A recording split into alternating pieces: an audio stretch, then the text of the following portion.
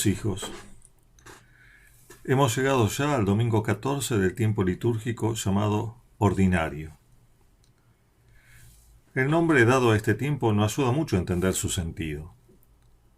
Pareciera que es un tiempo en el que no hay nada de extraordinario.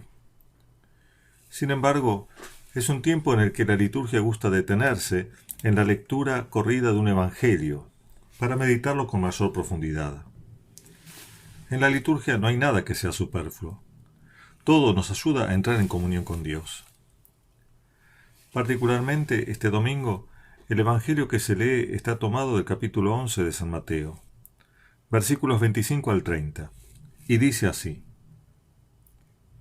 Jesús dijo: Te alabo, Padre, Señor del cielo y de la tierra, porque habiendo ocultado estas cosas a los sabios y a los prudentes, las has revelado a los pequeños.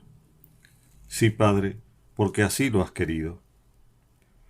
Todo me ha sido dado por mi Padre, y nadie conoce al Hijo sino el Padre, así como nadie conoce al Padre sino el Hijo y aquel a quien el Hijo se lo quiera revelar. Vengan a mí todos los que están afligidos y agobiados, y yo los aliviaré. Carguen sobre ustedes mi yugo y aprendan de mí, que soy manso y humilde de corazón, y así encontrarán alivio, porque mi yugo es suave y mi carga liviana. Estas palabras de Jesús se entienden mejor cuando se las compone en su propio contexto. Sería bueno tomarse un poco de tiempo para releer todo el capítulo. Este capítulo 11 se abre con una pregunta formulada por Juan Bautista al mismo Señor. ¿Eres tú el que debía venir o debemos esperar a otro? El Bautista, como ya sabemos, había sido encarcelado por el vicioso tetrarca Herodes Antipas. Los discípulos tenían libre entrada a la prisión de su maestro. Fueron ellos, sin duda, los que le anoticiaron de la fama que iba adquiriendo por todas partes Jesús. Y si comparamos los distintos relatos de los 4 evangelios, veremos que la disposición de ánimo de los discípulos de Juan no era la mejor. Por ejemplo, en el mismo evangelio de San Mateo se nos cuenta cómo, en cierta ocasión, los discípulos de Juan se acercan a Jesús para quejarse de que, mientras ellos ayunan y los fariseos también, los apóstoles no lo hacían. Y en el evangelio de San Juan, los discípulos del Bautista también se lamentan ante su maestro, porque Jesús bautizaba y muchos iban detrás de él. Podemos suponer, por lo tanto, que los milagros de Cristo y su fama cada día mayor producían en el ánimo de los seguidores de San Juan cierto desaliento y hasta celos al ver a su maestro humillado y encarcelado. La disposición espiritual del Bautista, sin embargo, era muy distinta, y recibía con aprobación las noticias de las actividades y fama de Cristo. A la luz de estos hechos, la pregunta del Bautista, que ya había reconocido a Cristo en el bautismo y lo había señalado después como el Cordero que quita el pecado del mundo, no puede interpretarse como si tuviera alguna duda sobre el mesianismo de Jesús, sino para que sus discípulos, reacios todavía a creer en Jesús, se convencieran de la verdad. Él era el Mesías anunciado y esperado. Enviándolos a preguntar a Jesús si era realmente el Mesías que había de venir, el Bautista puso en contacto directo a sus seguidores con Cristo, brindándole la ocasión para que les manifestara su dignidad mesiánica. Ante la pregunta así formulada, la respuesta de Jesús hace referencia a las obras que él realiza. Los ciegos ven, los paralíticos caminan, los leprosos son curados, los sordos oyen, los mudos hablan, los muertos resucitan y los pobres son evangelizados. Son estas las obras que acreditan y justifican la sabiduría, como dice también explícitamente el Señor. Pero son precisamente estas obras las que los judíos, teniendo ojos para ver, no ven.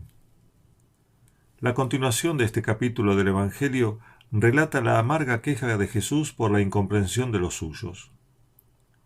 Los judíos no entendieron ni la figura ni el mensaje del Bautista. Fueron al desierto a encontrarse con él en busca de un profeta. Pero cuando les anunció la necesidad del arrepentimiento y cuando les señaló la presencia del Mesías, no le creyeron. Se entiende así la recriminación que les hizo Jesús. ¿Qué fueron entonces a buscar al desierto? Israel se comportó como aquellos muchachos que cantan en las plazas: les tocamos la flauta y no danzaron, entonamos cantos fúnebres y no lloraron.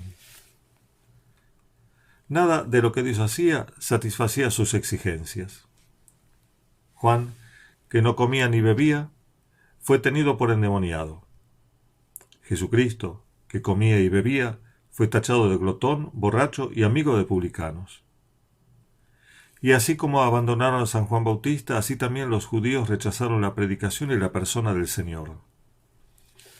Orgullosos de sí mismos y de sus conocimientos de la ley y los profetas, enjuiciaron a la sabiduría misma, y se tornaron entonces ciegos para descubrir la acción de Dios entre ellos. Ante este hecho, y luego de las duras palabras de maldición que dirige a las ciudades de Corazín, Betsaida y Cafarnaún, donde había realizado la mayoría de sus milagros, Jesús prorrumpe en una vibrante alabanza al Padre. Te alabo, Padre, porque has escondido estas cosas a los sabios y a los prudentes, y las has revelado a los pequeños. Podemos imaginar al Señor estremecido en sus fibras espirituales más íntimas por un profundo sentimiento de adoración y acatamiento del plan de su Padre Dios. Aquellas terribles palabras del Señor sobre las ciudades impenitentes y su amarga queja por la incredulidad de los judíos no deben tomarse, por lo tanto, como manifestaciones de ira o de desánimo. Para nosotros, tales reacciones anímicas serían justificadas. Comprenderíamos perfectamente a cualquiera que, en la situación de rechazo y desprecio ante la cual se encontró el Señor, se enojara o se entristeciera. Pero Jesucristo no es como nosotros. Su perfecta humanidad está unida a la divinidad. Él es uno con el Padre, y por eso sabe leer, en su aparente y ruidoso rechazo, los ecos silenciosos de la sabiduría del Padre. Cuando Jesús bendice al Padre, por lo tanto, el acento de su alabanza no recae tanto sobre la ignorancia de aquellos que, teniéndose por inteligentes, se les oculta la verdadera sabiduría, sino sobre la revelación del misterio de Dios, que en consecuencia se dirige ahora a los pequeños. Jesús no se alegra por la condena de los obstinados, sino porque descubre en la cerrazón de los que presumen ser sabios el camino providencial querido por el Padre para abrir las riquezas de su vida insondable a los pobres y afligidos de corazón, a los mansos y a los hambrientos de justicia, a los misericordiosos y a los puros de corazón, y a todos aquellos a quienes al comienzo del Evangelio de San Mateo había prometido la bienaventuranza. Sería un buen ejercicio de meditación en este día releer, comparando, este Evangelio con el de las bienaventuranzas, porque la felicidad y dicha allí prometida es el descanso y alivio que ahora Jesús promete a los que se acerquen a Él. Hay entonces una sabiduría escondida, inaccesible a los sabios y prudentes de este mundo, que Jesús descubre a los humildes y pequeños. Esa sabiduría consiste en el conocimiento mutuo del Padre y del Hijo. Lo que el Señor tiene para entregarnos no es simplemente el conocimiento de los secretos divinos, como quien viene a contar las últimas novedades, sino su intimidad con el Padre, que estriba en el conocimiento mutuo y el amor recíproco. La sabiduría que las obras de Jesús revelan es entonces la gozosa vida de la Santísima Trinidad. El Hijo es la única puerta de acceso a ella. Él es el máximo don del Padre al mundo, don de amor extremo para que el hombre llegue a ser hijo de ese mismo Padre. En el Hijo que es Jesús, los humildes, mansos y pequeños pueden ahora ser hijos. Es fácil darse cuenta de que este misterio no puede ser objeto de un conocimiento vulgar y curioso. A él, efectivamente, no llegan las sutiles especulaciones de los inteligentes, ni lo desvelan las elevadas reflexiones de los que este mundo llama sabios. Este misterio, estrictamente hablando, no se conoce si por conocimiento entendemos una seca actividad de la inteligencia. Este misterio es una vida que se transmite y que se vive en la comunión con Jesús. Para acceder a Él hay un solo camino, Jesucristo. Solo acercándonos a Él podremos penetrar en la íntima comunión de vida, conocimiento y amor que unen al Padre y al Hijo en el seno de la Santísima Trinidad. A los judíos que vivían afligidos y agobiados por el peso aplastante de las antiguas prescripciones de la ley, Jesús les ofrece ahora un yugo llevadero y suave, la instrucción de su palabra y la mansedumbre de su caridad. Y también para todos nosotros Jesucristo abre hoy un mundo de riquezas infinitas. La condición para adquirir este tesoro es sencilla: venir y aprender de Él, que es manso y humilde de corazón. Para tanto premio podíamos esperar una condición más esforzada. Sin embargo, el Señor nos pide a cambio lo más simple. ¿Qué nos impide entonces cumplir esa condición? La verdadera sabiduría se adquiere por el camino de la mansedumbre y la humildad. Esta vía es además la única que nos puede introducir en el misterio del conocimiento y amor divinos. La humildad, que, como dice penetrantemente Santo Tomás comentando este pasaje, nos ubica en nuestras relaciones con Dios. La mansedumbre, por la cual nos relacionamos correctamente con el prójimo. Así pues, el Evangelio nos amonesta, ante todo, a no ser como los sabios y prudentes de este mundo, para quienes el tesoro del cielo permanecerá escondido para siempre. En nosotros, Dios ha hecho ya muchas grandes cosas, comenzando por el don de la vida, siguiendo por el bautismo y continuando por las innumerables comuniones eucarísticas, la formación espiritual y religiosa, y el don de la misericordia divina en el sacramento de la confesión. Aprendamos a ver estos beneficios y a ponderarlos debidamente para adquirir sabiduría. No sea que, por indolentes y descuidados, también a nosotros deba dirigirnos palabras terribles como las que dirigió a aquellas ciudades. Pidamos a la Santísima Virgen nos dé algo de su corazón humilde para poder reconocerlas y proclamarlas como ella lo ha sabido hacer.